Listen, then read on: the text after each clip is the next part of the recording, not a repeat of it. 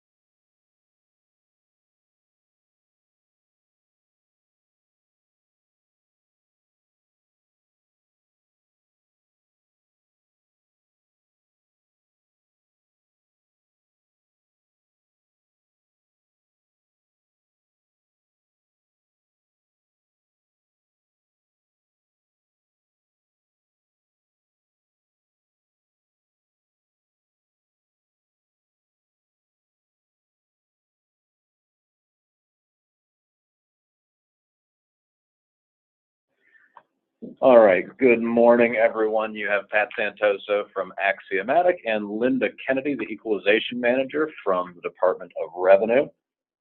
We are here at the Department of Revenue. We have some folks in the meeting room with us here who are taking the course live and several on the webinar, so we're doing both at once today.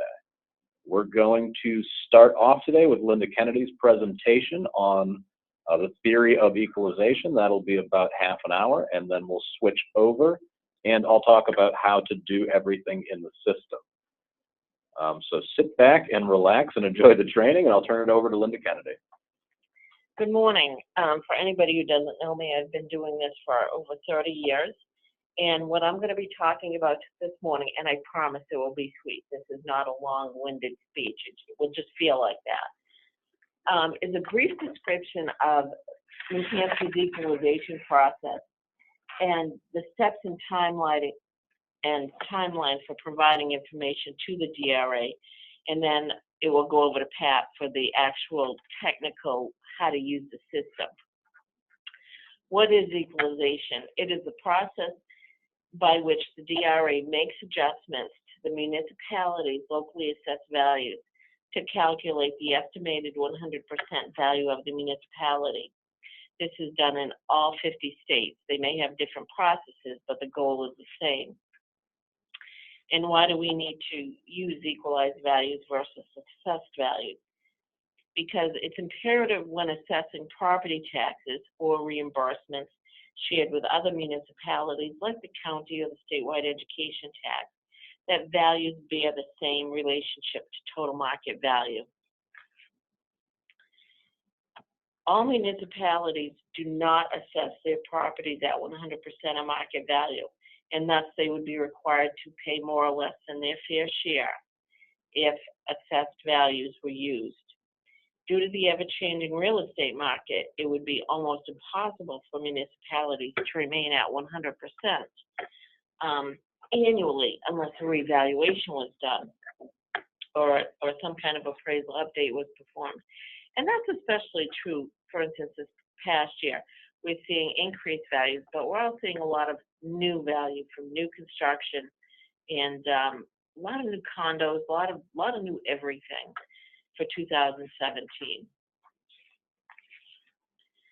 Now, equalization is actually is an interlocking system of three processes. They are determining what the municipality's modified assessed value is, conducting a ratio study, and the equalization process. Now, the first one we're actually doing right now, determining a municipality's modified assessed value. For all the towns that have sent in MS1s, that is where we peel that figure from. So I'm sure you've heard For those of you who understand what the MS1 and have already filed your MS1, I'm sure you've heard from Natalie or Cindy and so forth. And that tells us what your town's assessed values are for 2017. The next thing we do is conduct a ratio study process. And what this is, we actually conduct a ratio study for each municipality annually. Now, in the state of New Hampshire, and again, this is done in other states, but what New Hampshire does is our equalization year actually goes from October 1st of the prior year, so it would be to September 30th of the current year. For example, the 2017 equalization year started April 1st of 2016 to September 30th of 2017. So we're just about at the end of the year as far as sales go. And this period is 6 months before April 1st and 6 months after April 1st, because as you know, April 1st is the date, is the tax date for the year. So we straddle the tax date, 6 months before and 6 months after. Now, the first thing we do is gather the sales information. The DRA receives all the sales from the county registries on a monthly basis. And this is actually collected through the system and put in the Mosaic system. And if you have questions, Pat can certainly tell you how they collect it from the registries and how it comes in. Now, we do collect all the sales, but a great many of those sales are actually pre-excluded for a ratio study. A lot of them will be the minimum stamps, you know, the zeros to 4,000, foreclosures, so on and so forth. Well, we do provide those to towns for informative purposes and whatever else you may want to use them for. We do not use those pre-excluded sales in the ratio study. So we don't ask that you provide information for the pre-excluded sales. Typically, we have all the sales for the equalization by the end of October. I know Rockingham County is a little bit late this year because of so many sales, but we should still have them all to you and out on the system probably by next week. So we encourage towns to get out there. We do send out notification of the date due and informational materials to each municipality around November 1st. Last year, because all the sales were out, we did send it out about a week early. And I would like to do that again. And then towns have 45 days to provide all the required information to the DRA. Today, all the sales are in there except the September sales. So we encourage towns to go ahead and start completing the information as soon as possible. If you're a town that's having a reval and you don't have your final values, you can still go in there and start matching up the parcel to the sale. And if it's an invalid sale, for instance, like a family sale or a bank sale, you can go in and start putting in exclusion codes. And Pat's going to talk to you about uploading the information from your CAMA system. But the only thing I ask, and this is out of real experience, I need your final assessed values for 2017. So if you're not through your update or your evaluation, do not upload that CAMA system until all your values are final. How do we gather the assessment information? This comes from the towns. The New Hampshire Mosaic Equalization System enables towns to file electronically. And this is a system that is working great, by the way, to file all the sales and assessment information for the effective time period. Municipalities are required to file the following information for the property sales. You are required to file the prior year's assessment before deducting for exemptions, like the elderly or the blind exemption.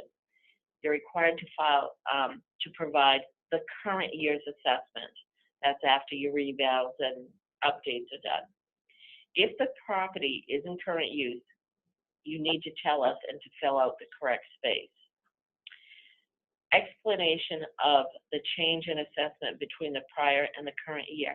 This is the one thing most towns forget to do. If you've made a change in assessment, you must tell us. And we ask that you use very specific comments, like new condo, deck added, new house, 80% complete, rather than data review and data inspection. We need something specific. If you are a town that has had an update or a reval, you can tell us on the pink sheet, and perhaps are already aware, that your town has made changes to all the values in town. One of the things that is happening in some of the towns this year is a lot of towns are making CAMA conversions. Let us know that as well, because that is likely to change all your values, even though you have not had an update or a reevaluation. Just let us know so that we can expect to see changes. But otherwise, we need to know on every sale why it changed. We need any comments, amending, verifying, or even adding to the sales information that may affect the inclusion or exclusion of the sale. Now, we do have a list of exclusion codes, and those, we're going to list some of them, but there's also an exclusion and a property code list out on the system. In fact, the informational materials you can actually are on the system. You don't need to wait for the papers. Okay.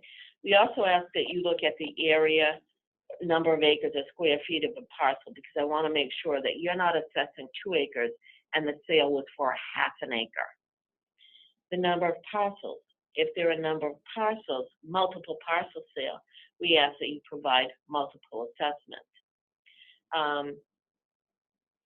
Again, specific comments about the exclusion of a sale. If it's in current use, we need to know. The property code for each sale. And this code is used to stratify the sales. And there is a property code list out there. We also have what we call modifier codes. And what those are is they modify the information. It will still be a single family sale, but because of the effect waterfront, islands, water access have on sale, we provided that modifier code for the town to ask. We also have special codes. If your town has a special neighborhood or property type that is very unique to you, that you want stratified separately from the other strata, we ask that you call us up and we will provide you a special code. Municipal assessment certificate, this is the pink sheet, and one will be sent to you. And it must be signed by the assessing officials and sent back to us. Now, at this point, there are 2 options. You can either sign the pink sheet and mail it back to us, or there is the sheet out online that you can sign and scan in back to us. And Pat can talk to you about that as well. A little bit about the screening process. An equalization staff reviewer scans all the sales and assessment information for each sale on the samples. And those people, by the way, are myself, Natalie Duffy, and Cindy Page. I guarantee you, we call just about every single town. Don't feel bad, it's what we do. And what we do is determine whether the sale is an arm's length transaction or not. We determine whether the prior year's assessment or current year's assessment is to be used. The default is always the current year's. However, there will be examples where the person might have bought land only, and then they built a house so that the current year's assessment reflects a land and building assessment, but it was really a land only sale. We do adjust the sale price for any included personal property. We do not adjust the sale price for closing costs, for concessions, for errors in assessment. Then we contact the municipal officials for clarification or expansion of that sales and assessment information. Now, I know the thing says no exclusion codes. These actually came into place last year, but I just kind of want to go over them again. If there's a multi-parcel sale, there's really 2 kinds of multi-parcel sales. There are those sales that cannot or likely not to be sold separately. Examples would be, the cottage that has the road in front of it and then the beach across the road. You know, the house that is on one parcel, the garage and the driveway on the other, the bed and breakfast that's on one parcel, but the parking lot on the other parcel. Or you may have a parcel, but the adjoining parcel is doesn't meet zoning, so there's nothing that's ever going to be built on it, so on and so forth. These parcels are likely to always be sold together, and that's probably exactly what the price is going to reflect. We can use those sales. So even though I call an exclusion code, it's really just a reason. Now, exclusion code 21, multi-parcels. These are parcels that can be sold separately and may be likely to be sold separately. The other new code this last year was for short sales. And luckily, hopefully we'll see fewer and fewer of those. I know we're seeing a lot fewer foreclosures this year. Other sales that we do not use, and even though the screen has all kinds of examples, I'm just going to go over the big headings. Sales between same family name or known relatives. Sales between known companies or corporations. Sales by sheriffs, court officials, any other kind of forced sale. Sales located in one municipality. The sale price might reflect the value of the property, but the assessment is only going to reflect the value of the property that's in that town. We do not use any sales by mortgage or financial companies, banks, so on and so forth. Cemetery lots, we usually don't get these, but once in a while one will show up. Sales where an interest such as life estate is retained. Anything to or by the federal, state, local government. And there's a whole laundry list of examples there for you that we see every year. Sales where there's an undivided interest in a property, or, you know, purchased a partner share, already owned it. Anything for specified interest, half interest, 30% interest. Anything with mineral or timber rights. Any kinds of trade or exchanges of property. We don't use sales to or by a utility. We also don't use sales by benevolent, fraternal, or educational organizations, schools, churches, so on and so forth.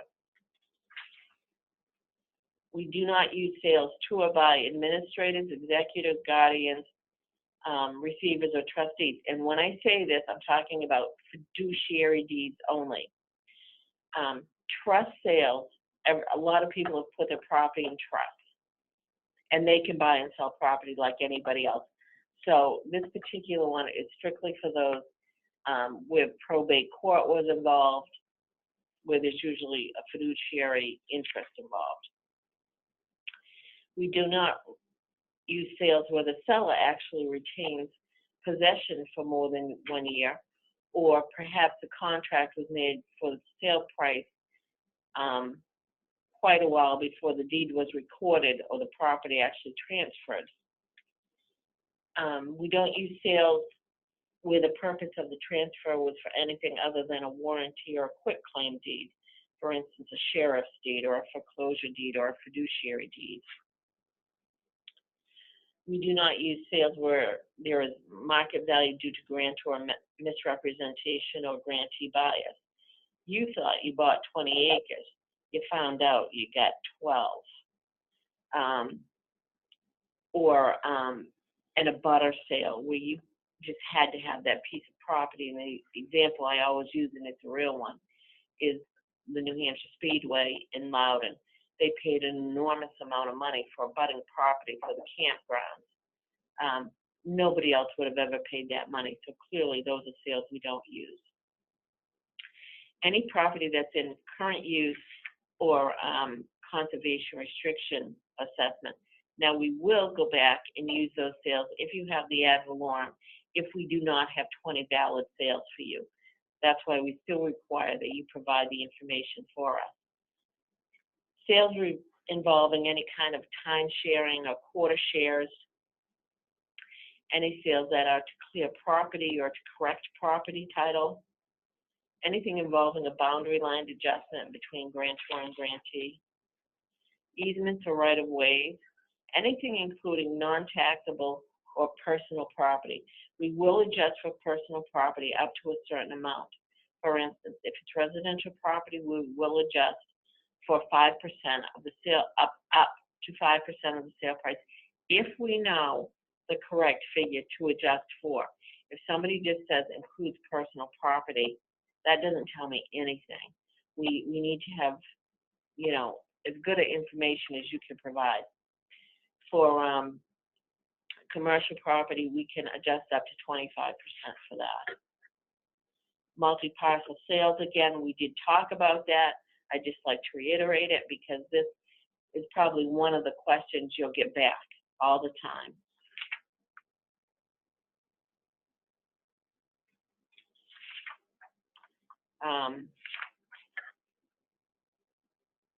Properties that cannot be identified, a few every year come through. For instance, I know a bunch of sales came through as being Waterville Estates, so they were put into Waterville Valley one year. They're actually all in Campton. You may find that there's a property that's in an adjoining town that mistakenly got put into your town. Let us know, and we can usually get it transferred over to the correct town. If we can't determine the correct sale price, either because the revenue stamps are wrong or through the verification process, and sometimes towns know a lot more about the things that affect sale prices than we get through the deed itself. That's why we ask that you comment on it. Sales in which it appears that the assessments have been adjusted, that's not something you need to worry about. That's something we take care of. We do not use abutter sales. We do not use foreclosure sales or distress sales, such as, deed in lieu of foreclosure. Other sales we don't use is if there was an overrepresentation by a subdivider. If you have 50 sales in your town and 30 of them are in one new development, we may go through and use just a sampling of those sales rather than letting them tell the whole story for the town. If there's an overrepresentation of a property type, my big example for this was I had a town that most of the sales were manufactured housing sales, and it just weighted it too much, and it wasn't representative of what the town really was. The DRA always makes the final choice to include or exclude a sale in the ratio study. Any sales where there's a mismatch of the assessment to the property sold. For instance, a land-only assessment, land and building sale. A land and building assessment, then they might have subdivided, and it ended up being a land-only sale. If there were improvements made between the sale and the assessment, you need to let us know. If it was subdivided between the assessment and the sale, you need to let us know. That way we're matching what was sold with what was assessed. And we do provide an exclusion code list, and there's actually two. One is just, for those of you who've been doing this for years and know what all our exclusion codes are, but then there's another one that actually gives examples as well, and we do provide a property code list. We will be using sales even if they're not listed on the multi-listing service. The MLS does not cover every sale in the state. So the fact that it's not listed on MLS does not require us to invalidate it. We will use sales by owner as long as they're considered to be arm's length. Don't forget the pink sheet. I hate to harp on towns about this, but we sit there and we wait for this. And RSA 21J9A, which is actually the law that talks about equalization and what towns have to provide to us, so if you want to go look that up, you can, requires the assessing officials of each city, town, and unincorporated place to certify their sales assessment information necessary for the DRA to conduct our ratio studies. In towns, this is going to be the selectman. In cities, it's going to be the assessor.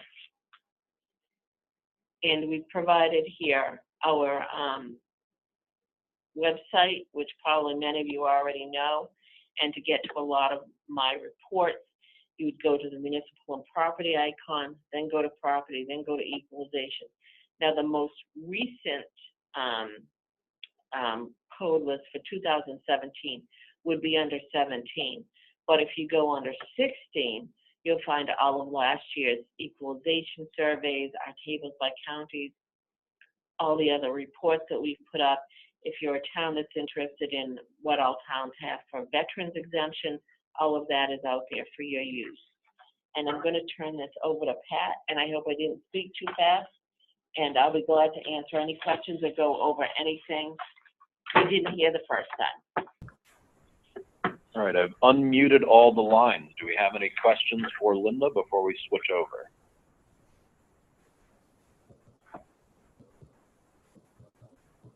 Okay, no questions, so we will just continue on. I'm going to mute all the lines just to reduce the background noise. And we will move on to how to work with the software. Okay, so I'm going to go through a brief PowerPoint here, and then we're going to go through and see live in the system how all of this stuff works. So for those of you that don't know or that are completely new, the Equalization web portal is at ratiostudy.org. And if you don't have an account already, we'll have an email that you can use to get an account at the end. Or if you have somebody that's already using the system in town, they can actually create a user account for you. So you can measure or manage your users at the town level as well. So we're going to go through the sales verification process and how you'll do everything that Linda just talked about within the system. And we're also going to go over a couple of the special situations that we frequently get questions about. So those are how to validate multi-parcel sales, how to attach documents to sales, how to verify the sale when you see no data available. And this is when the system can't automatically match the sale record with your CAMA record. We'll also talk about how and when to upload CAMA exports, and then how to finalize your values and send them to the state, and that includes uploading the pink sheets. Okay, so first let's talk about the validation process in theory. So as Linda mentioned, we do get all of the deeds from the county registries, so your first step is to select the deed you'd like to validate. Once you have the deed, you will move over to step 2, where the system will attempt to match the deed to the appropriate assessment record from your town. So this will usually yield a number of CAMA records that could possibly be matched with this deed transfer, and they'll be ranked according to how good the match is. So what the system is doing is looking at the book and page of the deed transaction and trying to match that with the book and page of the last transaction on the CAMA record. It's looking at the transfer date on the deed and looking for the corresponding transfer date on any of the CAMA records. It's also looking for the grantee or the grantor to be the owner of the property. Now, the reason we look for both is we don't know when you have sent us your CAMA data relative to when the sale occurred. If your last CAMA upload was from July and the sale was in August, the purchaser would not be listed as the owner. And as Linda mentioned, you can validate throughout the year and try to get ahead. So we look for either of those to be the case.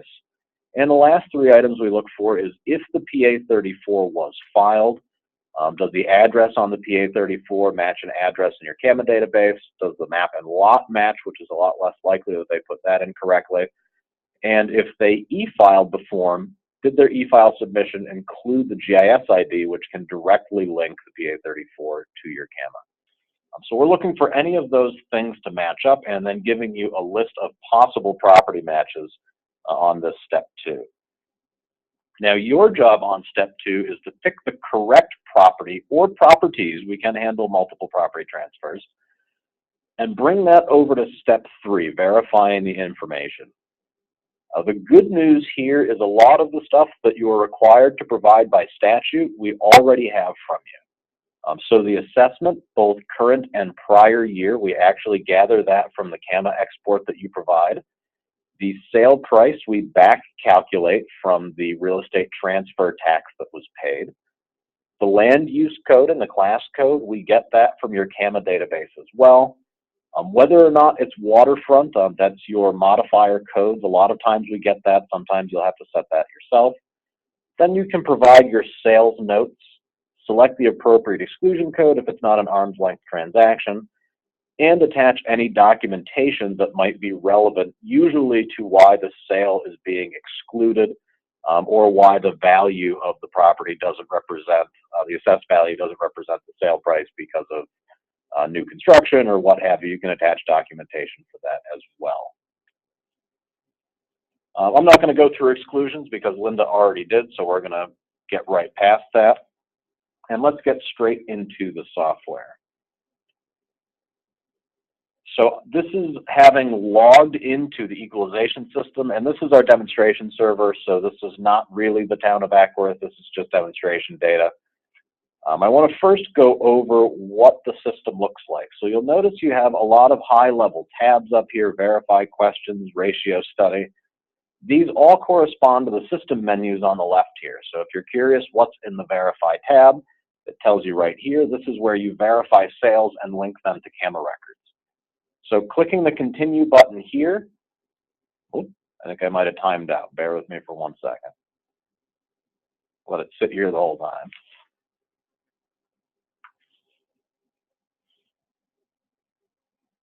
Just logging in here. And I'm going to use Ackworth as my demo because it's always the first town. So clicking the continue button will bring you to the verify tab, just like clicking the verify tab up here. So these bring you to exactly the same location here. Clicking continue brings me to the questions tab if I select the questions section. So if you're wondering where you should go, this is a pretty good section to just kind of refer to. This is where you can upload your CAMA data, etc.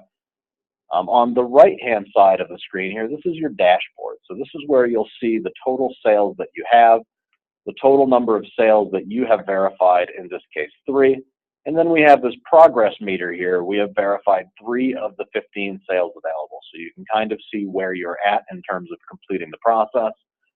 Of course, our total of 15 here will change once we get the September sales loaded up. So until we're past about the second week of October, this total sales will be increasing every month as we load the new transactions from the registries. Moving down a little bit further, you should expect to see a list of users here.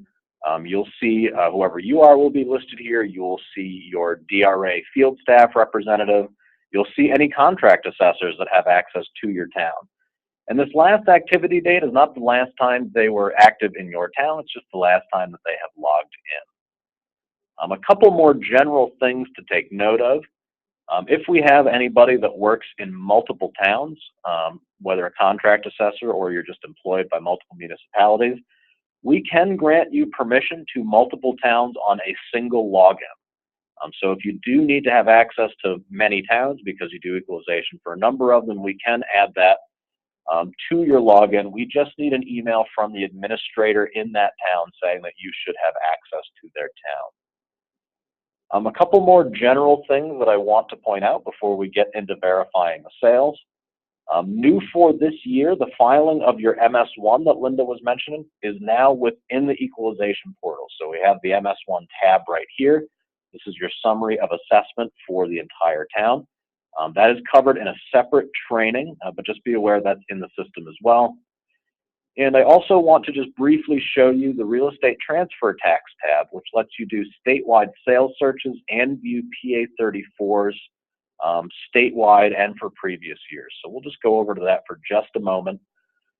There are 2 ways to search in this RET tab. Either you search for a single record by selecting the county and typing in the appropriate book and page and doing a single search. Or you can search for multiple records if you want to search for all sales within a particular date range. And everything else below that is optional. You have to pick a date range. You can then add criteria for a minimum and maximum sale price, particular deed types, particular property types, or particular grantors and grantee names. Clicking the searches down here will bring up a table of the sales so that you can see all of that, and you can export that out as well. So if you're looking for sales not in your jurisdiction or sales from years past, you can use the RET tab to get at that and print out PA34s for those records. So I'm just going to pause here for a minute and unmute the lines and see if we have any questions before I move on. Any questions from the phone or in the room before we go? Okay, let's keep going then. Okay, so let's begin the verification process. So on the Verify tab, you're presented with a list of your sales. Each one of them is assigned a Verno number, and the Verno is just the sequence as the sales come in. The first sale on October 1st will be Verno number 1, and so on and so forth. You'll notice that the numbers skip around a little bit, 2, 11, 12, 14, so 13 is missing in the middle. The reason that 13 is not shown here is we are looking only at the sales that we need to verify.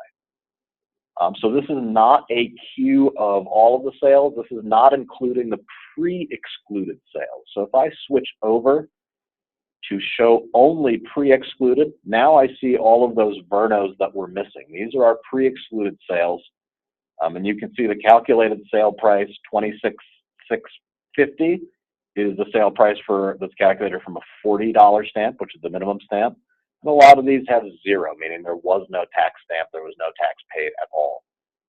So these pre-excluded sales, and again, you get to them by using your view pull down, require no action at all from you. You'll notice there's no green button, you can't get into them.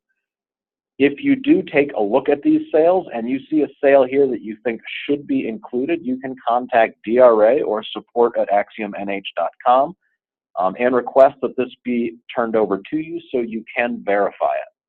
But unless you see a sale here that you would like to include, no action needs to be taken on these sales at all. Switching back to the unverified, this is our work queue. I just want to highlight a couple things about this table. You're going to see this table in multiple places in the software. This is sortable by all of the column headings simply by clicking on them. It also has a smart search here in the upper right. So if you're looking for a particular transaction, just start typing in any of the information that you see here. In this case, I'm starting to type in the book and page, and it will filter down for you. So if you have a deed in front of you that you want to verify, you can go ahead and search for that and get to it directly. And again, this works on any of the fields. So I started searching for the grantee, and it will bring that up for you. In this particular table, you'll notice the last 2 fields in here are PA34 fields. So this is the PA34 address and the map and lot that was reported if a PA34 was filed for that transaction. So again, you'll see this table all over the place. It is paginated. If I scroll down to the bottom, you can go to the next page or the previous. You can also choose how many records are displayed in the table if you don't want to have the pagination. So let's go ahead to how to verify the sales. So to begin verification, we just click the green arrow here. And what this is doing is going in, and this is a lucky one, this is an A match. You don't see that often. This is Verno number 2. That is the book and page. And then we have a little bit of the information about the transaction. And this is giving us the potential CAMA matches. So this is that step 2. Peter Luke gets an A ranking, meaning this is almost a perfect match. So we'll just select him and move forward. And this is now step number 3. So remember all the stuff that Linda said you had to provide, the current and previous year assessed value, et cetera, et cetera. The listed value here for all of that is what we're pulling from your CAMA system. And the selling price is back calculated from the deed. So we already have all of this information. We have the property code, the modifier code. Sometimes we don't get whether or not it's waterfront, water access, so you can select that. Special codes, as Linda mentioned, not every town has these. These are for special neighborhoods, you know, a special lakefront neighborhood that's significantly different than residential lakefront property, etc. This is also the current use toggle. So if it is in current use, you can select yes, and the system will prompt you for which values we're looking for. We want the full ad valorem value, so not being reduced, not the taxable value, the full ad valorem value for current and prior year. And you'll have to key this in. This is not the value that we'll be getting from your CAMA export likely, so you'll have to make sure that's keyed in appropriately. And then it asks you for your current use value down here. So this is your reduced value, the taxable value for the property. So this is not in current use. We'll go ahead and select no, and all of that will go away. Now I do want to highlight, we have a change in assessed value from the current year and the previous year. We actually lost some value and actually trending towards the selling price. In this case, I would strongly encourage you, put in a note right over here. Maybe they demolished the garage. What is the reason that this assessed value went down? And as Linda mentioned, if you're in a reval or you did a statistical update, you don't need to put a note on every single sale saying reval. Just make sure somebody knows so they expect the values to be changing. But you'll be saving everybody a lot of time if you give a nice detailed explanation of why the assessed value changed, because then Linda's group won't ask you questions about it later. You'll bypass that whole process. Here is where you select your exclusion code. This is the list that Linda was going through here. So we have all the exclusion codes over here. You can select one. Some of them require explanation, some of them do not. We do encourage you to put as many notes as you can for explanation, as much detail as you can. A lot of people will just copy their sales notes straight out of their CAMA system. You can just paste them right in here. The more detail you give, the less likely you are to hear from DRA in the future asking questions about things. Now you may have noticed there are two exclusion codes here. So you can select two different exclusion codes. This is because lots of times when it's not an arm's length transaction, there are multiple circumstances going on with the property. It might be an abutting sale to a family member. Which exclusion code should you choose? That's not a decision you have to worry about making. Just put in both of them and send it off to DRA, and they will choose which one they think should control and select that as the final exclusion code. Now on our last step here, this just shows us a summary of everything that we've done. So you can kind of do a final review here. And this is where you review your sales attachment. So if you have, say, the full property card that gives detailed information about the property that you think is relevant. If something on the MLS sales sheet shows you that it's not an arm's length transaction, or that the value is different. Anything that you think is relevant, you can attach to the sale here. This works just like email attachments, very straightforward. Just pick the document that you want to upload, whether it's a PDF, a Word document, an image document. I will caution you, you do have to put a description here. You can't just upload a random document and expect DRA to puzzle through what you want them to look at. They are reviewing roughly 30,000 transactions, so please be considerate and add a description. I've uploaded the vision card, see the land values per exclusion. And spell exclusion right, otherwise Linda will yell at you. So just write some notes here to give them an idea of why you're uploading this and exactly what they should be looking for. And a lot of times this is the MLS sheet. If you upload it and then realize, oh, that's not the right document, for example, this is clearly the Lake Todd MS1 signature page, that's not right. This little red X will remove that for you. So if you upload something erroneously, you can just remove it and pick the correct thing to upload.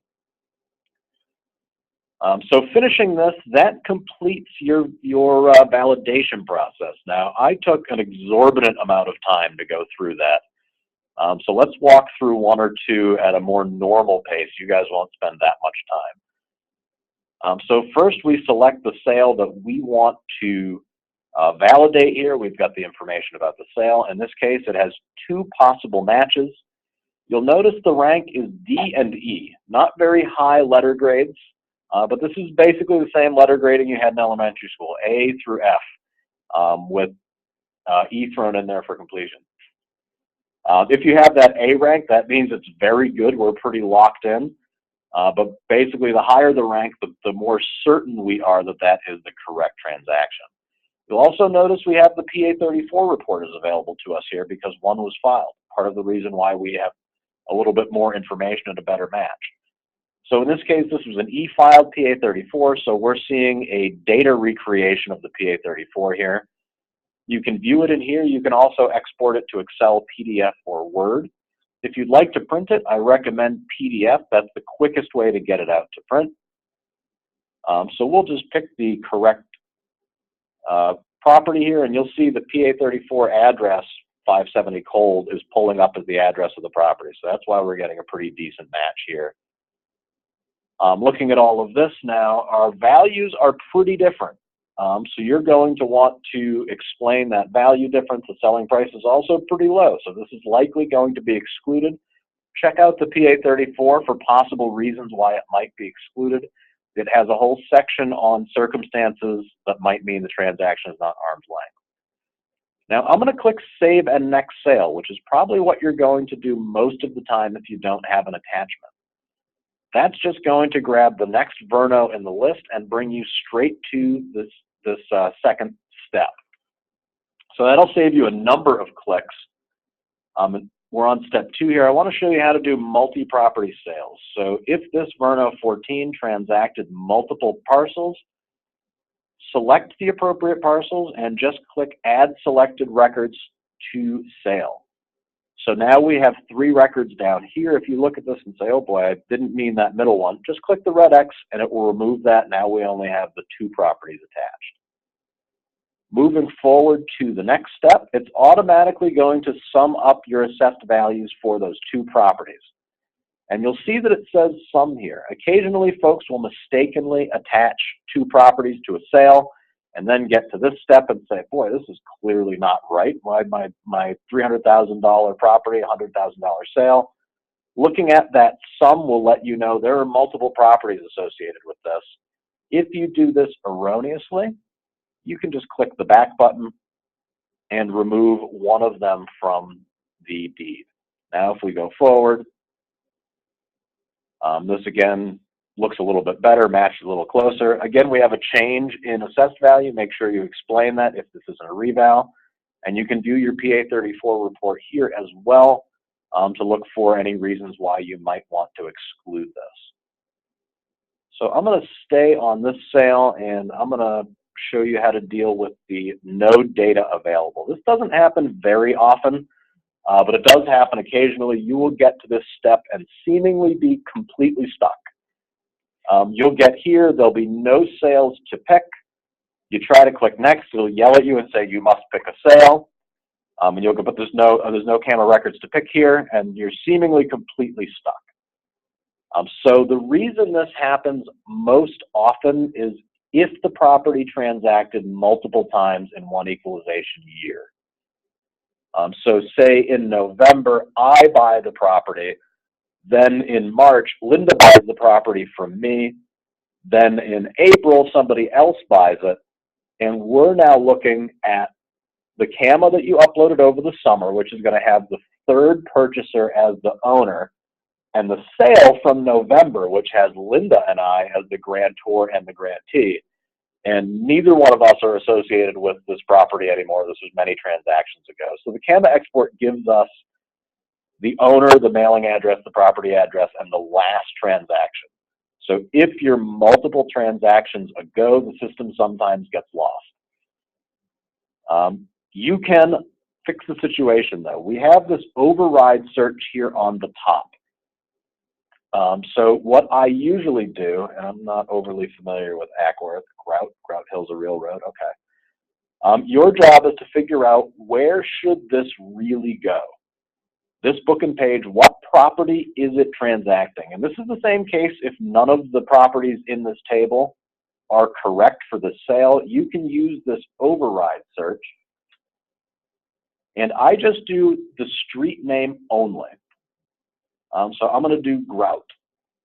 This is going to give me a bunch of Grout Hill Road. I purposefully omitted the hill, and I purposefully omitted RD, just because I don't know how the data is stored in the system. So I start with just the road, then start adding things in to make the search a little bit more precise if I need to. The last thing I'll put in is the street number. Sometimes that appears at the end, sometimes it'll have the number symbol. So I usually start very general and see what it gets me, and you can use this search and the table search in concert to find the record that you're really looking for. So if you get every Grout Hill, then you can say, oh yeah, I'm looking for 283, yep, there it is.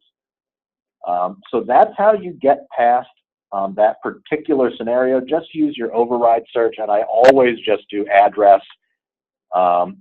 no street, road, village, whatever, and no street number. So that's the generic place to start. Then you can select the appropriate record over here, or multiple records, add them, and move forward. And I've seen as many as 20, 25 camera records assigned to a sale. And likewise, if you have 20 of them and they're not all coming up here, you can use this override search to search for the other road names and make this table have the ones that you need, grab them, and then add them to your sale. So that is an overview of how you validate sales. I'm going to go back over here and switch over. One thing I want to highlight, as you are verifying sales, they will disappear from your work queue. You're unverified on the Verify tab. They will move to Show Only Verified. So these are the sales you've already verified. You can absolutely go into them and change things. You can go back and change the camera records they're linked to. You can update all of this information. So once you verify them, they're not lost to you. They're just in the Show Only Verified section of this tab, whereas the unverified is your work queue. Now I'm going to open it up for questions in just a minute, but one last thing. When you release your sales to DRA, so you send them to them to be validated, they won't appear anywhere on the Verify tab. Once they're with DRA, they're in their control. It's their turn to edit them and work with them, so you don't have this view. You do always have access to all of your sales in your sales list reports. So if I go into the sales list report here, and again, all of the reports work the same. You can always export to Excel, PDF, or Word. For these, Excel makes the most sense because obviously it's tabular data. So we can see all the sales we've already validated. And then moving down, you'll notice the information drops off. The address, the map lot, the verified price will start becoming blank. These are the ones that we haven't verified yet, so it doesn't have that information for the sale yet. So all of your sales for all years are always shown here in these sales lists, so you always have access to them. Now I'm going to pause right here and unmute the lines and see if anybody has any questions, and then we just have a couple more things to go over. Okay, any questions from on the phone or in person? Quiet group today. Must be because it's Thursday, not because this is the most thrilling presentation you've ever seen. Okay, we're going to mute the lines. We have a couple more things to go over here, and then we'll be wrapped up. And I'm going to switch back over to the PowerPoint here. We're going to talk about a couple more things, and we'll switch back and forth between PowerPoint and software. So CAMA updates. As Linda mentioned, you can start validating your sales throughout the year. To send in your CAMA export, if you have Patriot or Vision, there are instructions on which report to run. So you run the appropriate report and then either upload it into the system or email it off to us. Avatar actually has a Mosaic export within their system that sends the data directly. Either way you send it over, just wait for the confirmation email from Axiomatic letting you know that we've received and processed your data.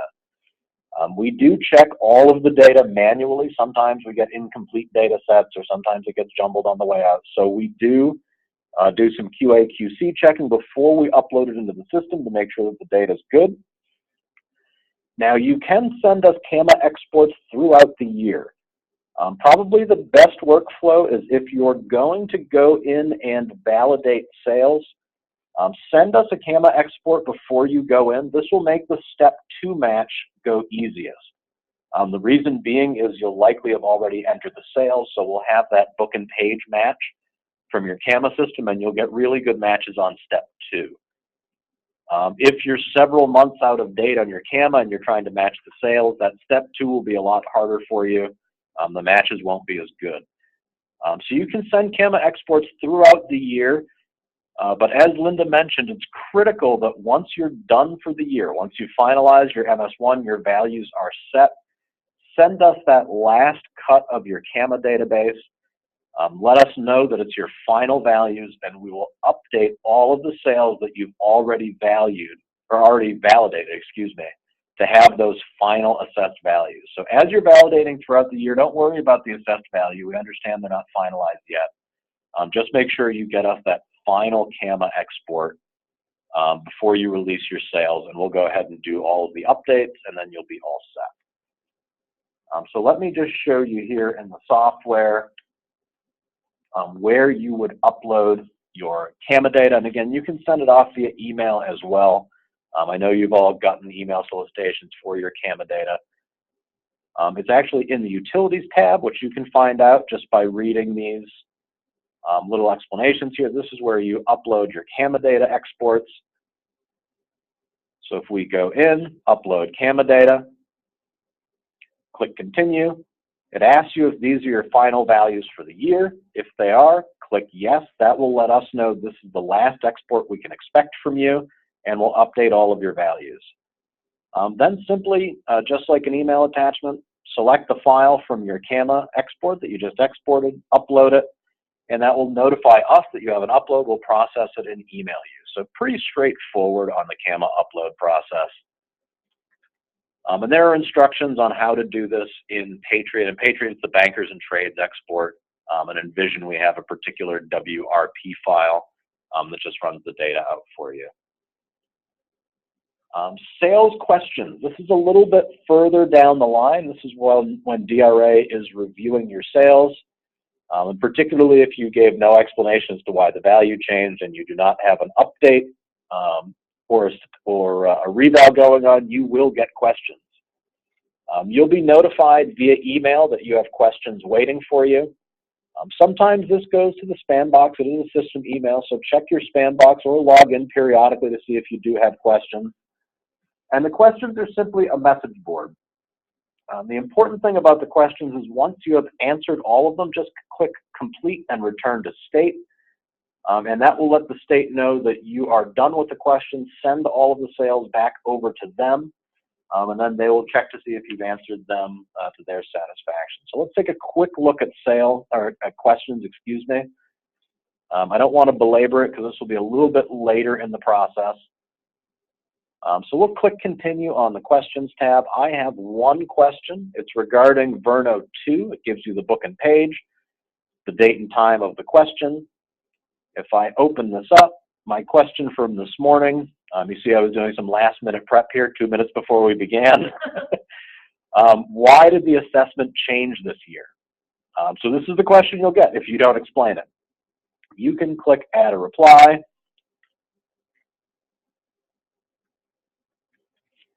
The garage was demolished. Save that, and you'll notice a little envelope over here that said it was unread went away. If you want to note to yourself that you want to come back, you can mark this as unread and the envelope will come back.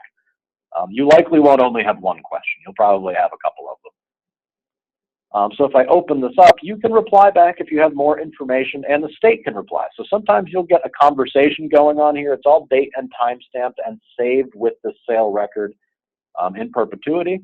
Sometimes you will look at this and you'll actually have to make an adjustment to the sale record itself. The question will prompt you that, oh, I made a mistake here, I shouldn't have excluded it, or I should have. You can click Sale Record right here, and it will jump over to Verno 2. That was what we were talking about, and this will go over and let you edit that transaction.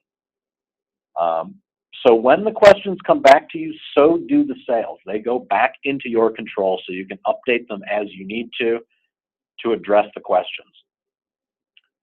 So once you have all of your questions answered, it's important that you click the Complete and Return to State button.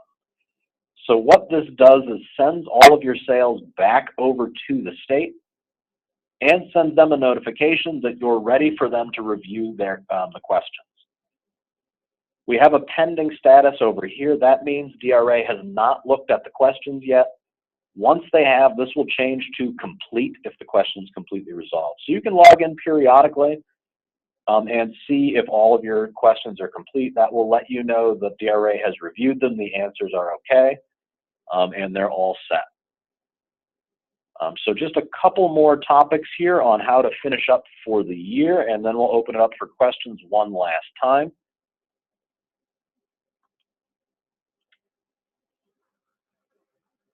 Okay, don't have a slide on it, but we'll talk about it anyway. As Linda mentioned, you need to upload your pink sheet. We don't have the pink sheet packet loaded up onto this demo server, but on the live server, you'll have a button right up here that says Download Pink Sheet Packet, and it will have that list of equalization codes. It'll have the pink sheet in it that you can print off and sign, and all kinds of information about equalization. So when you are done for the year, you've validated all of your sales, you're ready to go, you can click this link right over here. Mine says unlock and release the one sale that we have verified. When you verified all of them, it will say release all sales and complete equalization. So once you click that, all the sales will be sent to DRA, but you are not done yet. You need to get your assessing officials, in the case of towns, your select board, in the case of cities, your assessor, to sign that pink sheet.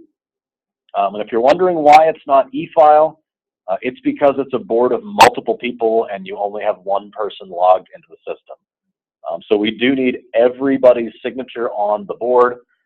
Once you have that, you can either send it off to the equalization group, or you can upload it right here directly, in which case it will instantly be sent to DRA, and they'll instantly be able to see that you're totally complete, that you've uploaded your pink sheet. Step one, what are you uploading? A pink sheet packet. You can add any notes. You probably don't have any. And again, just like email attachment, pick your scanned file of your signed pink sheet and upload it. And then you will be all set for the year. So with that, I'm going to put up contact information over here. So this is the DRA's website where you can find help videos, quick help sheets, the user manual, and you have two separate sources of help should you need it. One is Linda's staff here at DRA, the equalization staff.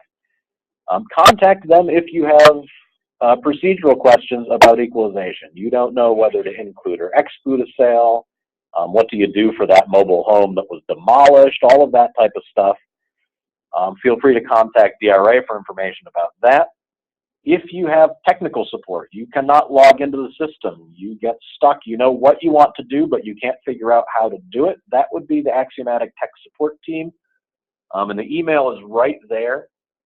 We also have phone support, but email is honestly the fastest way. This goes into our support queue that everybody looks at, so whoever's available will grab that and get right back to you. That's support@axiomnh.com. And again, we're here for any technical issues. You know what you want to do, but you can't make it work.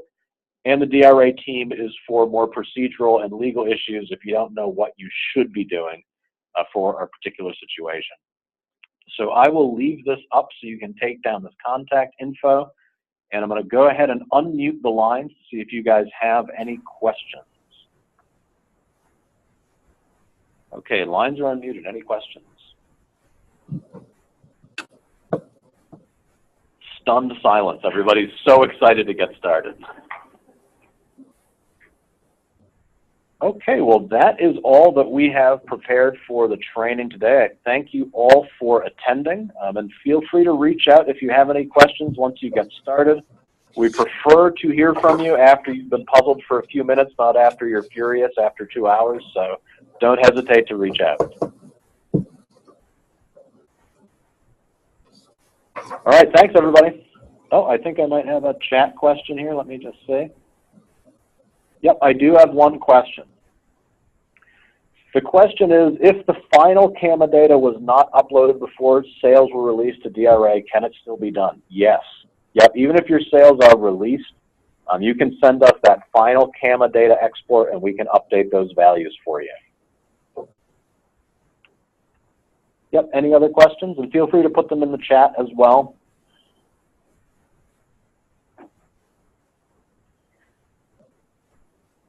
Okay, well, I don't see any other questions, so we will wrap up the training, and thank you everybody for attending.